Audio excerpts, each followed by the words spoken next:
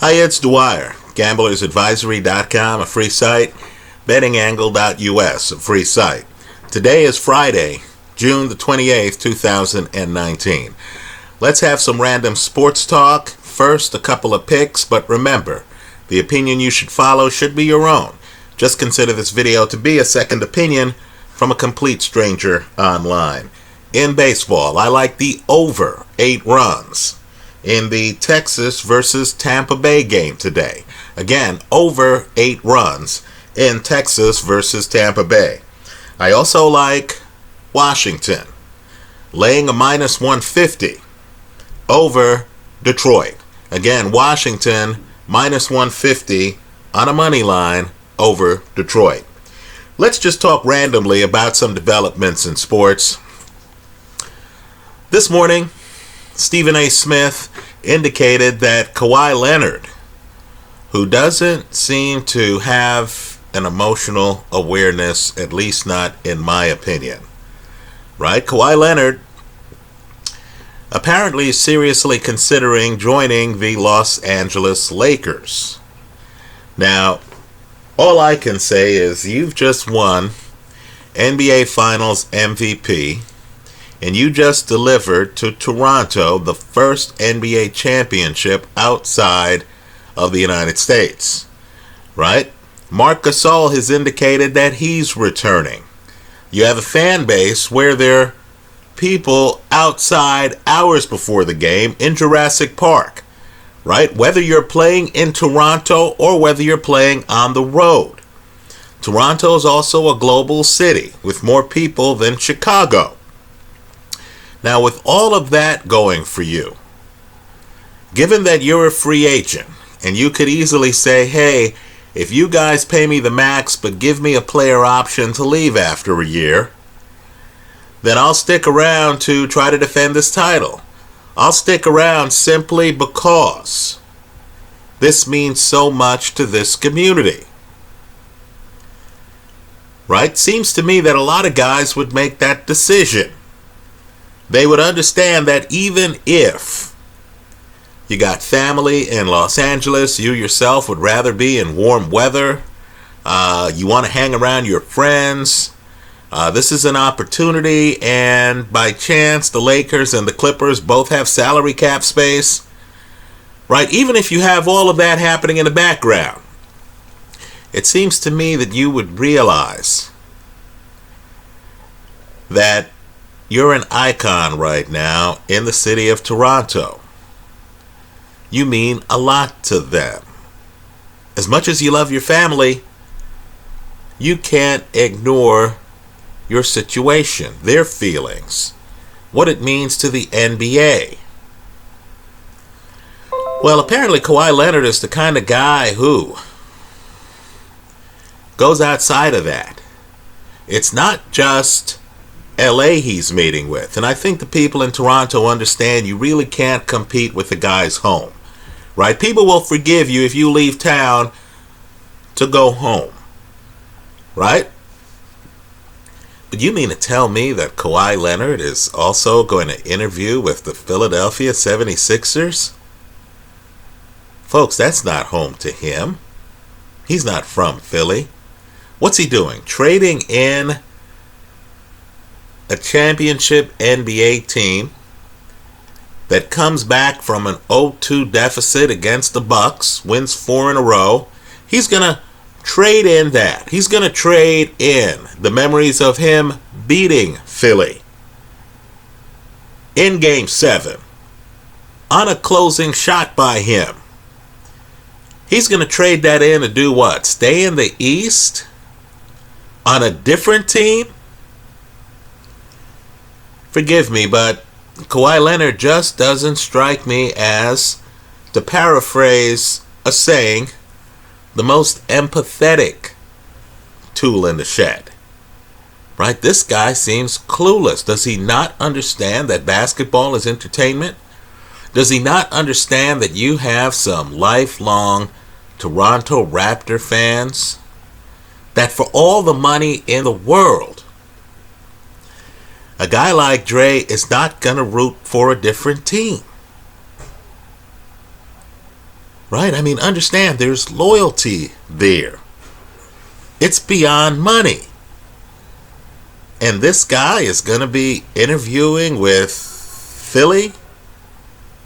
Now, I'm a Knicks fan. I'll just say this. Kawhi Leonard's not the kind of guy I would want to hang my hopes on. Right? The guy just doesn't seem to have an awareness of what's going on around him. You would think he's working at a McDonald's, and all he's doing is just looking for a bigger, better deal. Well, more importantly, the point of this video is to say that if Kawhi signs with the Lakers, and let's be clear, right? The Lakers have LeBron James, arguably the best player of his generation, right? Certainly on the very short list. They have Anthony Davis on many people's short list of the best player in the game, even though Davis, let's be real here, has never made an NBA Finals, and curiously wasn't able to win substantially with guys like Drew Holiday, DeMarcus Cousins, Joseph Randle. Right? This is another guy who I have to question. I'm a Pelicans fan. This guy was drafted first in the draft. We're just speaking hypothetically, right? As I said earlier, I'm a Knicks fan, long suffering. But let's say I'm a Pelicans fan and we draft this dude number 1. And then this dude never gets us. Never gets us to the NBA Finals. In fact, this guy barely gets us to the playoffs during his reign. So you mean to tell me after this guy's, let's be blunt, after this guy's underwhelming, disappointing stint in New Orleans, he's going to show up his last day wearing a "That's All Folks" jersey or shirt? Folks, I mean, I couldn't care less if this guy left the building if I were a Pelicans fan. I'd say you're gonna just throw dirt in my face when you haven't won a single NBA Finals game for this franchise? Buddy, hit the exit. Now, I understand, in polite company, in the media world where these reporters are trying to get interviews with guys, these reporters have to be mindful and cognizant of the fact that Rich Paul represents AD, and if they diss AD, maybe they don't get that interview with LeBron, etc. Right? In that world, people are deferential to this guy. This guy's won nothing, man. That Kentucky team in college was loaded. Let's stop kidding ourselves. That was loaded. I'm not denying that AD has excellent skills. They haven't translated into championships. This guy hasn't done enough to wear a "That's All Folks" shirt. Right? Chump, win a title before you wear a shirt like that. So, let me just say this. If Kawhi Leonard goes to Los Angeles, you know, I'm not worried about the Lakers winning the West. I'm not worried about that at all. Let's be clear on the Western Conference. The top 6 in the MVP voting this year, the top 6, you had Giannis from the East win it. The other 5 guys are all from the Western Conference. James Harden, who should have won it? Paul George, Jokic, Curry, Damian Lillard. Folks, the West is loaded. Now, I know some people feel that Kawhi, LeBron, AD, that much talent on one team necessarily means they're going to make the Western Conference Finals. I'm not so sure. First off, all 3 of these guys have one thing in common. The words load management. Kawhi, 60 games last year. LeBron, 56 games last year. Let's remember the end of the season, how it ended for the Lakers. LeBron not playing. AD, 56 games last year. I think we know that these guys collectively, just these three guys, dare I say the Laker core, if Kawhi joins them. Right? These are the three best guys on the Lakers. This is the caboose pulling the locomotive. Right? These three guys collectively are going to miss a minimum of 45 games. Right? That's just who they are, folks. Let's be real here. They're going to miss a minimum of 45 games collectively. Let me say this too. They've just traded away a boatload of picks. If things go south here, right, there's no escape, is there? It's not like next year you're going to pick some great player in the draft. Folks, you don't have the picks. The Pelicans fleeced this franchise, just fleeced them. So if I'm on the Lakers, I have to rely on signing free agents when you don't have the money to do so. Right? If they sign Leonard, understand, Anthony Davis had to renounce his $4 million bonus for being traded just so they could afford max money for one of these guys. So they don't have the money. If things don't work out this year, they don't have the draft, they don't have the money. Let's also talk about the head coaching situation. Now again, I'm a big fan of Frank Vogel's. It's his first year with the team. Are you sure the personalities are going to mesh? Right? I have more confidence in Steve Kerr's relationship with Steph Curry. Right? Because I've seen it for years. Than I do with LeBron's relationship with Frank Vogel. It's going to be new. Let's talk about the guys who are also in the coaching mix. You got Lionel Hollins, assistant coach, right? You have Jason Kidd, an assistant coach. Wow, doesn't that sound to you like a recipe for disaster? So my advice is simply this, in terms of gambling, right? Because that's what we're trying to do here.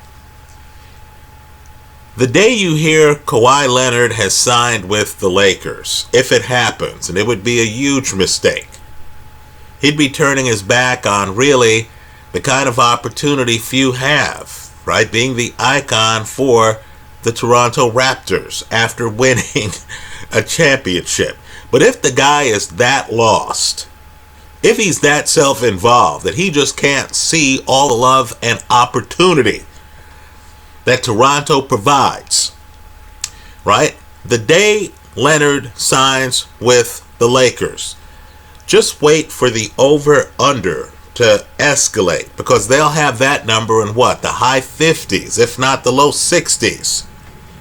And then you want to fade the number, because people haven't figured out yet that any team that has Kyle Kuzma and LeBron James on it right now, and I'm talking about 35-year-old LeBron, is going to have defensive holes. Just think about the uncertainty too. AD has played with the Pelicans his career.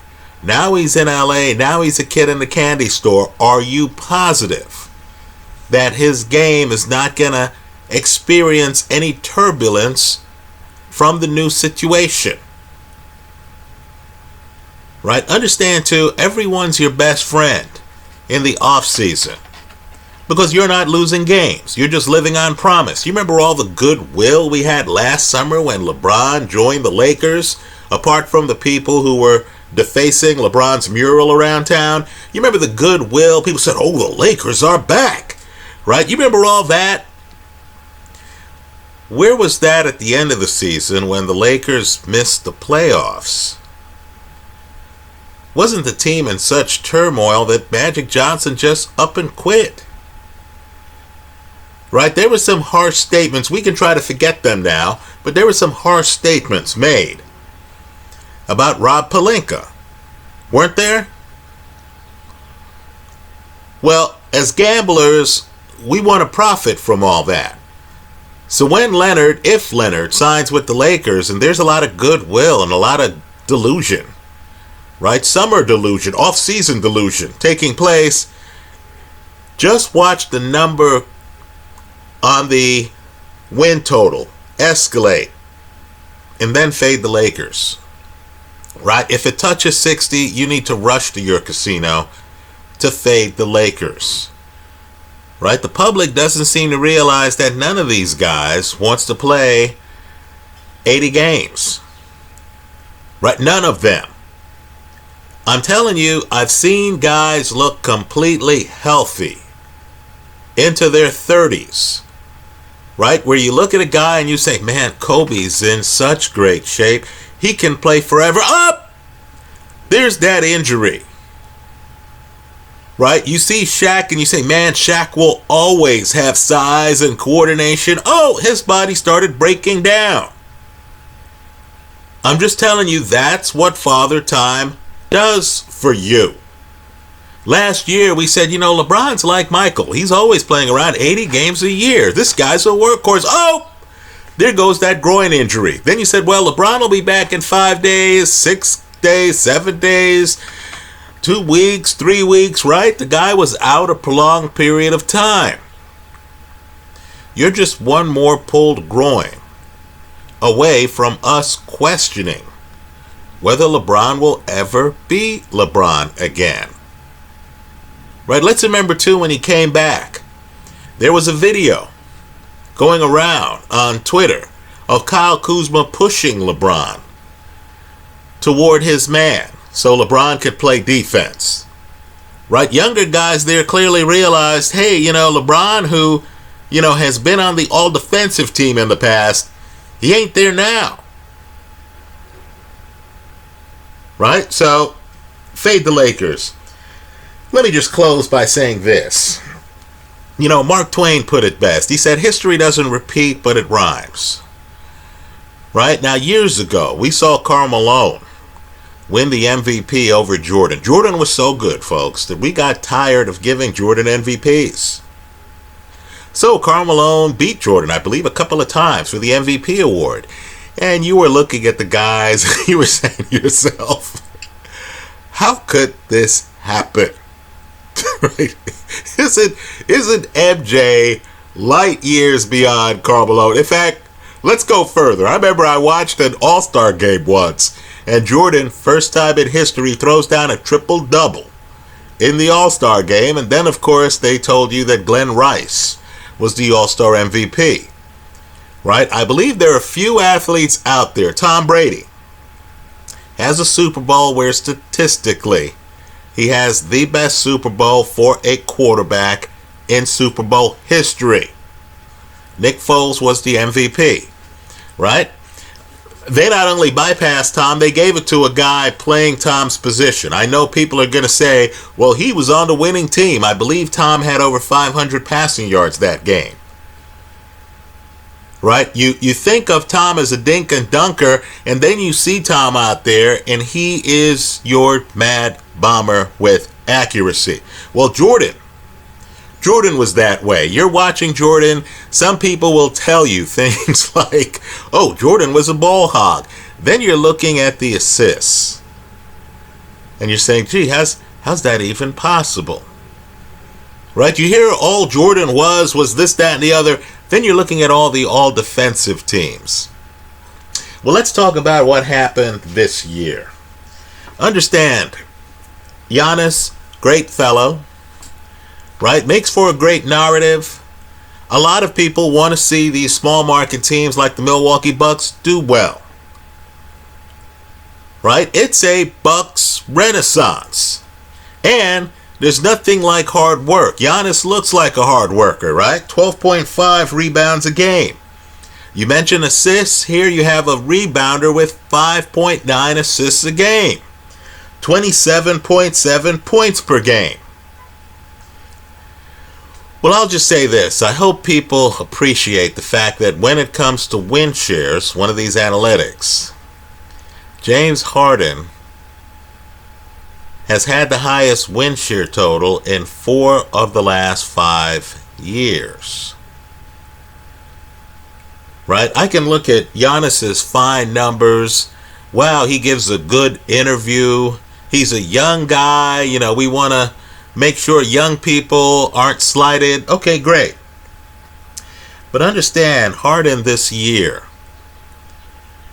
averaged 36.1 points per game. 36.1. Now here's what that means. You heard me mention Karl Malone earlier. Karl Malone never in his life averaged 36.1 points per game. Nor did Allen Iverson. Nor did Kobe Bryant. Nor did Tracy McGrady. Nor did Kevin Durant. Understand, this is the best total in the NBA since Michael Jordan's 37.09 points per game in 1986 to 87. In other words, what James Harden did, scoring-wise, no one did. Not even MJ in the 90s, the O's, or since then. Right? This is a number for the era. Right? You add 20 years to Jordan's 86-87 season. Right? An entire generation, more than a generation for a sports athlete. And understand, no one has gotten this 36.1. Let me also point out too that Harden included in what is one of the most statistically dominant years in recent NBA history. Harden not only averaged 36.1 points per game, he did it with 7.5 assists a game. He did it with 6.6 boards per game. And while Giannis hit less than 26% of his threes, James Harden hit 36.8% from 3. From the free throw line, 87.9%.